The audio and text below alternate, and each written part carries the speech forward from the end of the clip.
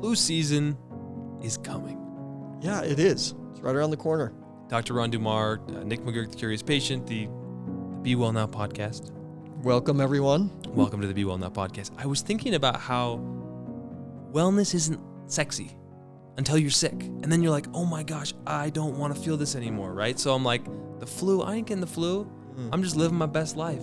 Never feels better to be well than when you're sick, that's for sure. Oh my gosh. So when we talked about flu season coming, it's an acknowledgement that like it could happen to anybody.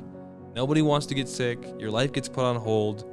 How can we prevent getting colds and flus and COVID, whatever? Like, I don't want to go down that rabbit hole, but how can we stay well as we enter a season of virality? Yeah, viral spread, viral loading, sure. And it's the last thing that a person wants to do is to have to stay home from work. Oh, it's the worst. To have to interrupt their life and literally be ill, not well. Well, people don't enjoy it. I'm pretty sure the name of the podcast is Be Well. Be well now. I want to feel good now. It's always now. So one thing that I would say to be well now is, first of all, take care of your metabolic health. Don't know what that means. As the season starts changing, as we start to see things adapting or moving from fall in towards winter, or even moving from summer, late summer into winter, what we need to be looking to do is improve our metabolic health. Metabolic health is your overall health status, essentially. How well am I digesting? How well am I taking in nutrients? How well am I sleeping? How well am I doing with my routines in general? Like, do I have difficulty getting up in the morning? Is it hard for me to pull myself through the day? So all of these little things just take a check on your metabolic health. All of those, bad at getting up, hard time getting through the day. Do you have fullness after eating, like bloating, swelling? Sure. So these are metabolic questions. Okay. Right? Or is it difficult for you to skip a meal? Do you feel irritable if you happen to skip a meal? Yes. Okay. So I should go see you. These are all metabolic questions. If you have any challenges with that, you need to take care of your metabolic health. So seek out someone or somebody that can help you do that, which is a natural health practitioner, for sure. Yeah, and that's the whole goal here. We were talking about it. There's so many things that we want to make an umbrella, one size fits all, because that's the culture we live in. Just, give me a pill, make it go away. Ultimately, you want to empower people, but you want them to go see someone in person. It doesn't have to be you. You want them to just take control of their health and find a natural health practitioner, or what, if people can swing it, if they're motivated to do it, where might they find help? And then we'll get into more specific tips. Yeah. So you definitely need to find someone that you know and that you trust, and someone that can address your individual physiology and biology. Someone that can draw labs and assess you at the internal level, right? Not just someone that you go to and, you're quick in and quick out. You want somebody that really knows you, that understands you, that can listen to you when you are not feeling the way you're used to feeling. So these little subtle changes are metabolic changes in our health, and they're cues for a studious physician to be able to jump in and say, let's intervene with some change in diet, some food. So one thing that you should be doing in the interim between summer and fall is beginning to eat more colorful foods, right? Start eating foods that are more like squash, okay? Start eating more hearty foods as well. Think about the animal kingdom. What does a bear do to prepare for the winter? It consumes a lot of fat. It consumes a lot of hearty food. And so if your food during the summer, it should have been more light, more cooling to help cool your body and your physiology. But now you're going to start transitioning to more of a slightly denser, more metabolically warm diet. Why? Because the season's changing and we're getting close to winter. So in times of cold, exterior cold, we need to be able to have the metabolic heat and capacity to be able to withstand that and live through it. And so the way we do that is we protect ourselves from the cold. externally. Now, this is speaking on a really basic, even just natural level of the natural world. Is in the winter, it's cold. So what do we like to do? Well, one of the things we may like to do to help with that is to drink warmer fluids, right? Or consume foods that are more warming, like ginger is a warming food. Even consuming food like ginseng, which is more of an adaptogenic herb even. Ashwagandha is a very good thing to be consuming. Do I just take these in pills from the natural health food store, or do I make ginger tea out of actual ginger? Give me some tips here. I'm always a big fan of just grating that ginger into a pan, putting a little bit of honey in there, and drinking that like a nice little tea. When I was a kid, and a lot of people probably remember this from their childhood. Wait, hot water, grated ginger, and honey? Yep. Okay, sorry, interrupted you. That's fine. But as a kid, it's the lemon honey. I think a lot of people have had lemon honey as a kid that their mom would make them when they had a sore throat or a cold or a cough. Well, that's actually a really good home remedy to help the body and to help the liver. The liver has to process all of our pathogens. It has to process so many toxins and chemicals. It's going through our blood at a constant, steady rate, and it's looking to see, do we have too much sugar? Are we overloaded in proteins? And it's constantly taking amino acids and making them into usable forms and usable product for the body at large. So it's constantly building, and it's constantly saying, okay, we have to pull this out and eliminate it. So the liver really needs to be supported a lot. One thing that I would say for preventing viruses and bacteria, which the flu is a virus, viruses love to hang out in the nasal pharynx. This is the back of the nose, throat area. Okay, so that area, viruses love to hang out there. And this is also a very common thing with younger kids. We see tonsils get inflamed, chronic tonsillitis. In fact, that will happen routinely because they get a viral or a bacterial infection, and it hangs out in the tissue, and then it comes up and it continues to just rear itself and never really gets fully addressed. So one of the things that you can pick up on is to say, I'm going to gargle, include gargling in a routine, like a daily routine? Prevent the flu. Yeah. So do like a apple cider vinegar, lemon, and water, mostly water. Okay, give me the recipe. I'm going to do it. So, apple cider vinegar. Yeah, I would do a quarter teaspoon of apple cider vinegar and put about the same amount of lemon in there, and then gargle with it. Now, so just apple cider vinegar and lemon? And water. So like a cup, I would say half a cup of water. Yep. Sounds delicious. Yeah, it's scrumptious. The other thing that you can do as well is you can put silver in water. Like a lot of people do colloidal silver. I'm a big fan of a silver protein called Ardrol. So I have my patients do a drop or two, and they can gargle with that. The last thing that I've had patients do as well is to put, say, an eighth a teaspoon, I think is what it is, an eighth a teaspoon of salt. A nice mineral like a Celtic sea salt, or we have real salt here in the area. You put that in water and gargle with that. One of the things that salt will do, if you have any lesions or pustules or things like that are forming as a result of a bacterial or a viral infection, this will help to dissolve the lesions. What kind of water? Hot, warm, cold? Oh, I like warm. You can do it however you want to. I'm a big fan of the warmer water. The other thing that is really neat about gargling is that it activates the body through the vagus nerve. So the vagus nerve actually communicates from our brain through our neck and down to our GI. It's kind of like our gut-brain connection. So by gargling, we can reset a lot of digestive-related distress and disorders. We can also relax. Say we're having some anxiety or overload of stress. We can gargle, believe it or not, and calm that down. I had no idea. Mm-hmm. Gargling. I could see a book, just, how to gargle your way to a better life. Your way to a better life.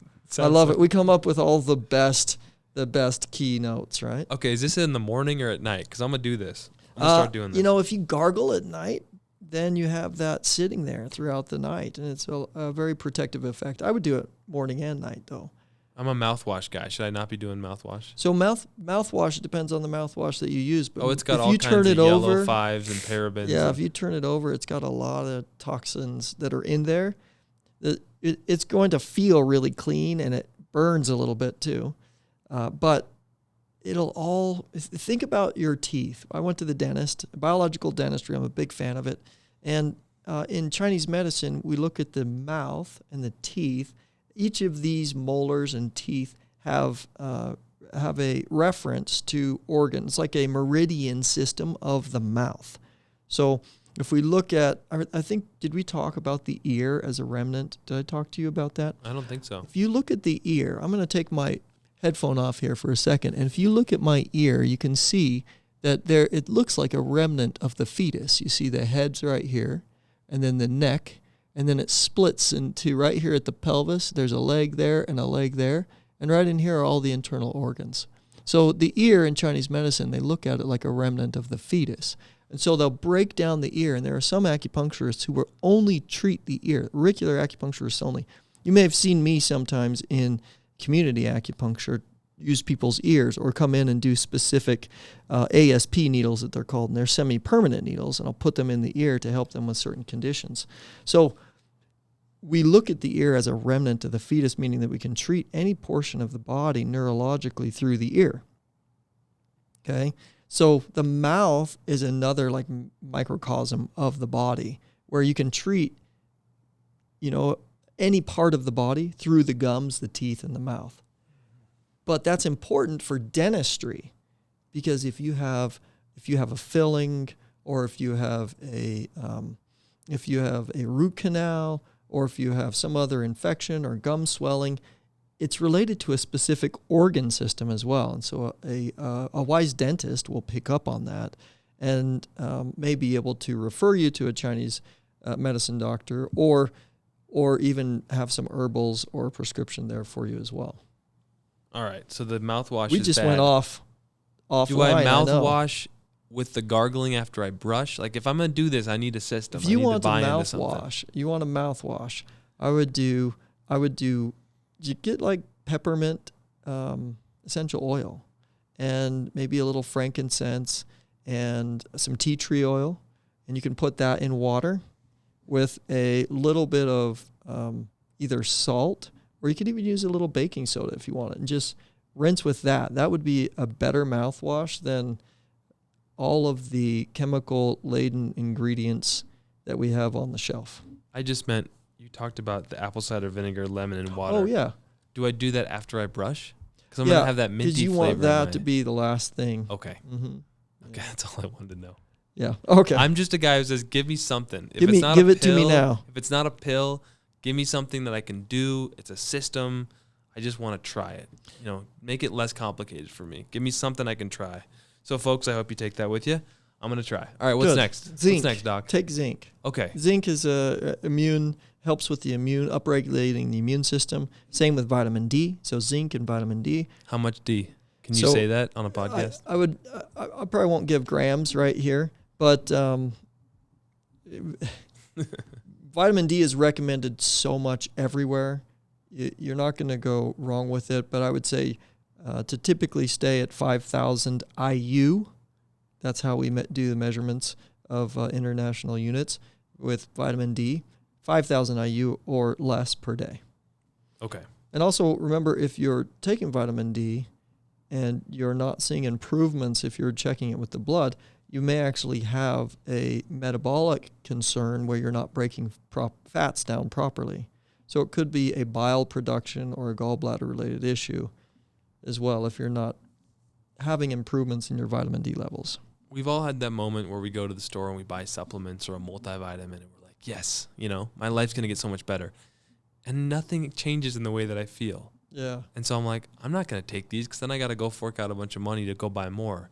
What do you say to the ridiculous comment I just made to that person who's like, none of these make me feel any different. I haven't had my vitamin D tested in my blood. I'm just trying to get through these days and not get sick. Like, How do I navigate it all? Well, I would say, first of all, to each his own. But it is so critically important to pay attention to your metabolic health, and vitamins and minerals in your body is part of that. The mineral balance, there are certain medications that a lot of our patients end up taking because why? They don't pay attention to their health. And now they're taking a medication. And if you look at medications, many of them, if not most of them, also elicit deficiencies in other places in the body. So you could have a medication that you're taking and it fixes one problem that you thought you were developing or had because you didn't pay attention to your metabolic health. And now it's actually creating another problem because it's eliciting a deficiency somewhere else. How much zinc per day? So with zinc... I heard you. Thank you. You're amazing. I'm just trying to get back on my little program. Yeah, with zinc, I would go to a natural health practitioner, because the thing with zinc is zinc competes with some other elements. It's actually like zinc and copper. They play kind of competing roles.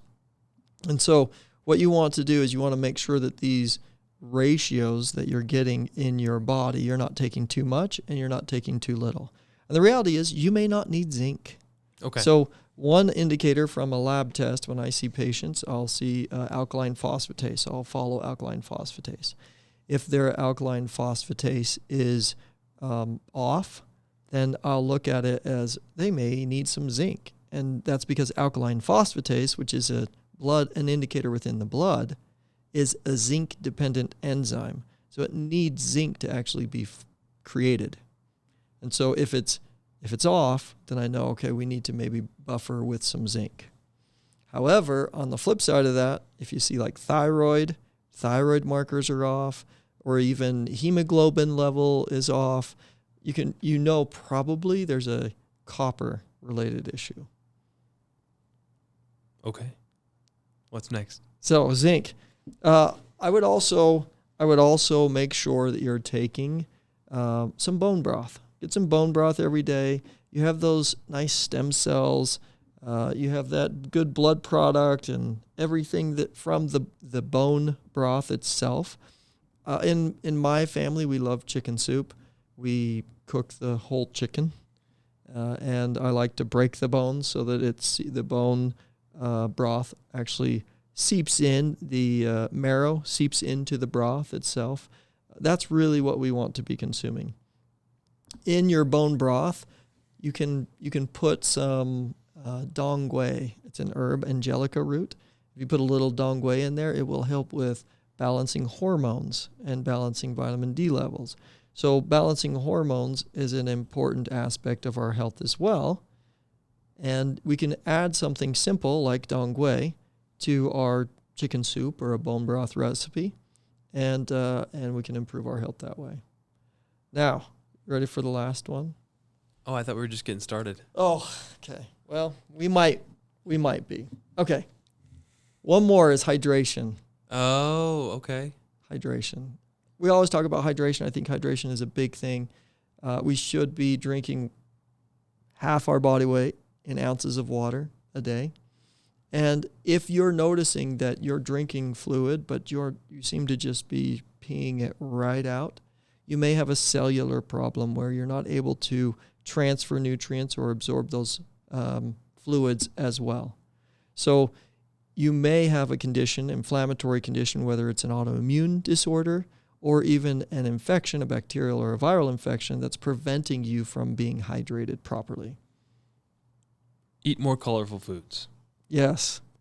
Lemon and honey, possibly in some warm water. Apple cider vinegar, lemon, and water, possibly for a gargle session.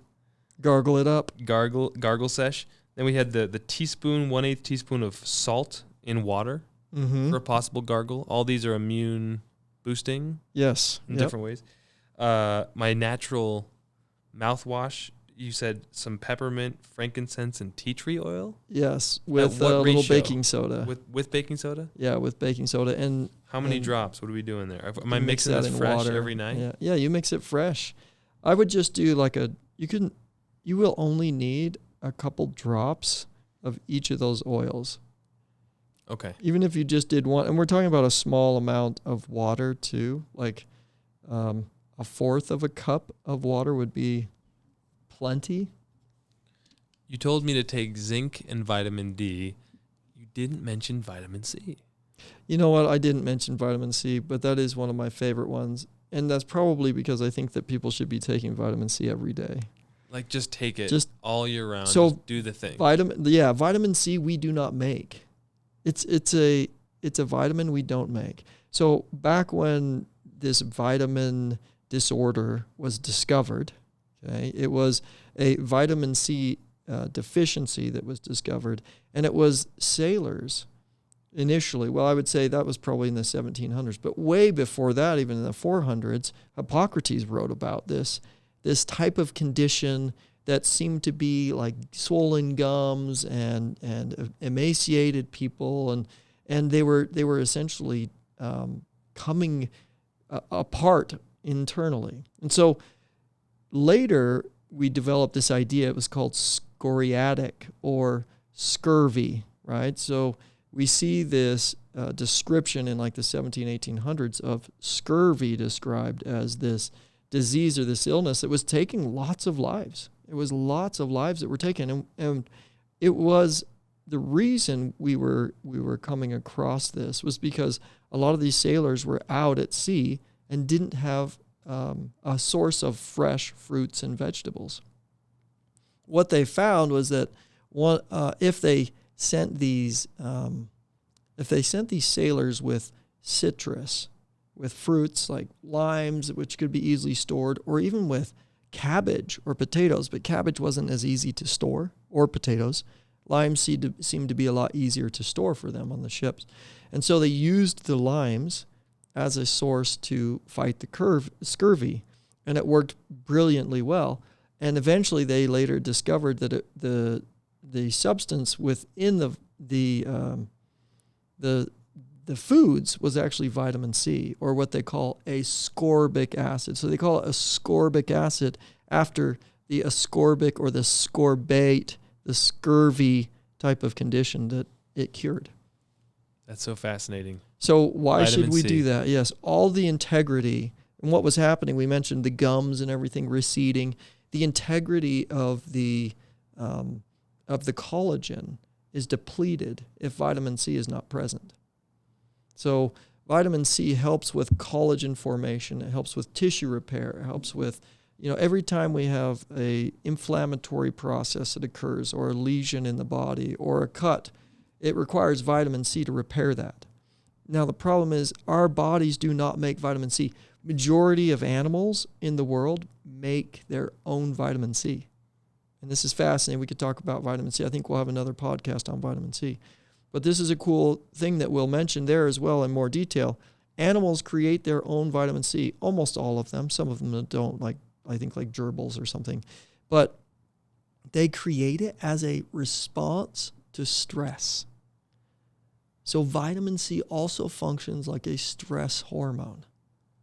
And that's fascinating. That is so fascinating. So times of stress, you think about, okay, if I'm a little depleted or even fasting, or if we're at a time where our food source is scarce and it's what is the term? It's given to us on a regular basis. We have it all laid out and it's very in short supply. We're under a time of stress. If we're a sailor, it's a high stress environment. We need lots of vitamin C in order to cope with that. If we don't have access to getting it from our food supply, we're not getting it at all as human beings. So vitamin C can help people who are under a lot of stress? Yes. I don't think I've ever heard it branded or marketed that way before. A stress hormone. That's what I'm saying. So How would much, say to take... Where do I get it? What do I buy? How much? I would say to take 2,000 milligrams. I know I'm coming out with this, but I think it's such a prevalent thing, and almost everybody I know takes it to some degree or some form. And vitamin C is a pretty safe one to go out there and recommend. Yeah. Everyone knows it's good. 2,000 milligrams of vitamin C. Now, here's another interesting thing that you want to pay attention to is vitamin C, ascorbic acid, is actually a synthetic form of vitamin C. So ascorbic acid is not always really what you're looking for. You want to look for like magnesium ascorbate. You can find sodium ascorbate. So you want a mineral of some sort attached to that vitamin C. And the reason for that is because ascorbic acid itself is acidic. That makes sense, right? Ascorbic acid is acidic.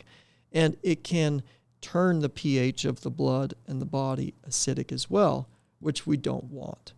And so when you attach a mineral to that, it helps to buffer it better so that it keeps the pH of the blood at a lot better, closer to 7.4, which is where we want it. Didn't know something could affect the pH of the blood just like that. Yeah. Something attached to vitamin C that you were ingesting as a supplement. I don't know anything about the body, so I believe you when you say it. We probably don't need to go into that deep dive unless you want to. We don't, because we're going to do that on another podcast. Yep. So here's my last one. Okay. This is a formula I made called Cold and Flu. Okay. Do I take this has a number of herbals in this. You take it daily. You can, if you're experiencing flu symptoms, you can take it up to 3 times a day. Okay, and you would take it like a tea in water, warm or hot water. I like it hot myself. But this has a number of herbals that have been shown in research to actually fight influenza and to interfere with the symptoms of influenza as well. So I've got in here, first of all, a formula or herbal called Dongshen or Cotinopsis. Got to show the camera here. Hopefully you're watching on YouTube. Yep. I see you out there, 14 subscribers. There it is. Yeah, all 14 of you. 14 million one day. Come get it. It's definitely a really good one. I use this a lot this is always in my house. And when I run out of it, I go and get more. I make more here at the office. I was going to say, you probably know a guy. Mm-hmm. Are you taking this every day or are you waiting until symptoms? I don't take anything every day. Really? Yeah. And there's my reasoning for that. I do have colleagues who will probably laugh or scoff at that. I don't think that that's the way we were maybe created or made.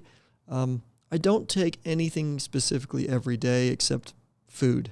And even with food, I try to alternate that. And the reason why is because a lot of our immunity is initiated, and this is a great topic for our next one here, our next number, in the gut. Our GI is one of the main immune modulating sources that we have. So in order to have a properly functioning immune system, it's not about alienating and getting rid of all of the possible factors or bacteria and isolating it all down to just one so that it's like this super, super hyper clean environment. It's more about a diversity of healthy bacteria that are interconsuming and competing with each other, that promote health, that create vitamins like vitamin K2, that create neurotransmitters in our gut like serotonin and acetylcholine, where these things are made. These things are created in our gut and our GI. And if we want proper immune function, we have to have proper gut function. I want to talk about the gut. Last thing, does a high-quality probiotic help immunity? Absolutely. Absolutely. Can I take one of those every day? No, not the same one. You do not want to take the same probiotic every single day. And this goes basically back to my topic. So if I'm taking the same probiotic every single day, what am I doing? I'm supporting those specific species or strains of biotic within my body only and no others. So now you can argue with that and you can say, well, yeah, but maybe I'm eating kimchi. Well, okay, you eat kimchi, that's a fermented food. You got other biotic cultures. Or you eat sauerkraut. Okay, well, you got a lot more biotic cultures there. Or you eat kombucha, drink kombucha. Okay, you're getting a lot more biotic cultures. There are a lot of different ways. So food itself has biotic cultures in it. It just has bacteria. All of it does. Any food that we eat or consume, it has bacteria, and part of bacteria is what keeps us alive and vibrant. And so when we consume food, we want to consume a diversity of healthy foods so that we have a diversity of biotic culture within our gut and our GI. And it requires that diversity to have a vibrant health and a vibrant immune response. And what is a vibrant immune response? So the vibrant immune response should be quick, fast, aggressive, then done. So usually people who don't have a vibrant immune functioning system will either have chronic immune responses where they have just very slow driving, slow building inflammatory conditions, or they have a spike in a condition and it just stays, right? And they're trying to fight it and they can't resist it. They can't get it down. So really what we need to be looking for and what we should be aiming for is, okay, if I'm exposed to a pathogen, I want a very aggressive, very fast response, and then it's over. I equate it to my kids when I watch my kids play. I have 6 kids, and so when I watch them play, every now and then I'm like, he doesn't look like he's necessarily feeling all the best, but they're moving around still, and he's interacting, and then maybe they get a little fussy, and then boom, they'll vomit, just like that. And then they're up and going and running around again and playing, right? And that is essentially a robust, strong immune response. Another thing that happens is kids will very quickly develop a fever that just jumps quite high, right? And it goes quickly. Then the next day they wake up and they're done. Like it's gone, almost like it didn't even happen, right? And it's very common to see kids go through any sort of these infections or these viruses in a very quick manner. And if they're not going through quickly, if they're holding on to them, then it's a sign that we need to help with their immune system and their immune response. There's obviously a ton more to talk about. But in terms of preventing the flu and a general overview of being well now, I think we did a pretty good job. I think one more for a recap, right? Let's do a recap. You know, I always give me something to take away. You know, be redundant, but also clear, concise. Absolutely. You know, just give it to me in a way that I can feel good. I'm going to walk out of here feeling empowered. Yeah, you're going to make sure you gargle. You're going to make sure you get rest, sleep, you get good sleep, okay? Try to go to sleep at the same time and wake up around the same times. If you can do that, that's great. Some people's jobs won't allow them to do that. But also, bone broth. Drink bone broth or have bone broth meals. Have it built into the meal like chicken soup, right? That's a very classic, common meal that we have in our culture. Do we make chicken soup when people are sick? Well, we do that for a reason because it has bone broth. It's got a lot of healing, reparative tissue. It's got collagen, which is similar to vitamin C. Vitamin C and collagen, vitamin C actually helps activate and support and secure the collagen the body needs to rebuild after an infection or virus. So, and then gargling. Did we mention gargling already? Gargle on the on the recap. So we want to gargle with lemon, apple cider vinegar, and you can even gargle with eighth a teaspoon of salt. Okay, and that will help to, if you have nodules or swollen infectious lesions, that will help to resolve those.